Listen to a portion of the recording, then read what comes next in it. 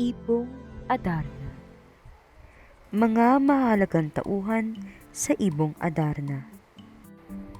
Ibong Adarna, isang engkantadang ibon na may magandang tinig na nakapagpapagaling ng may sakit. Haring Fernando, hari ng Berbanya na may makatarungang pamumuno, asawa ni Reyna Valeriana, ama nila Don Pedro, Don Diego at Don Juan. Reyna Valeriana, puting asawa ni Haring Fernando at Reyna ng Berbanya, mapagmahal at ulirang ina nila Don Pedro, Don Diego at Don Juan.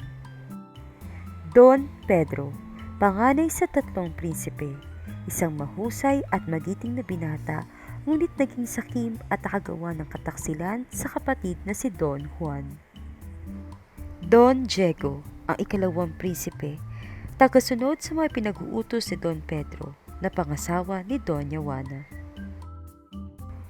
Don Juan, bunsong anak nila Haring Fernando at Reyna Valeriana, ang nakakuha sa Ibong Adarna, may mabuting kalooban at iniibig ni Doña Maria Blanca.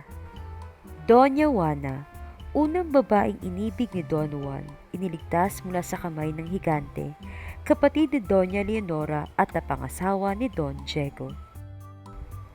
Doña Leonora, ang presesang pinangakuan ni Don Juan ng pag-ibig na walang kapantay, iniligtas mula sa serpiente, inibig ni Don Pedro, kapatid ni Doña Juana.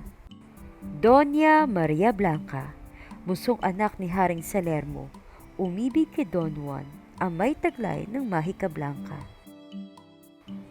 Haring Salermo, hari ng Reino de los Cristales, ama ni Doña Maria Blanca, nagbigay ng mga pagsubok kay Don Juan at taglay ang Mahika Negra.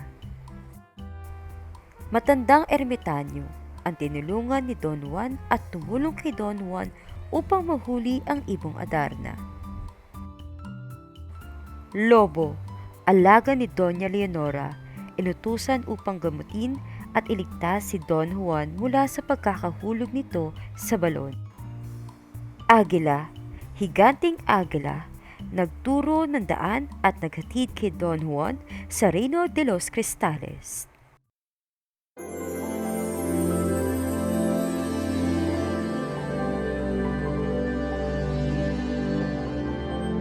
Ibong Adarna.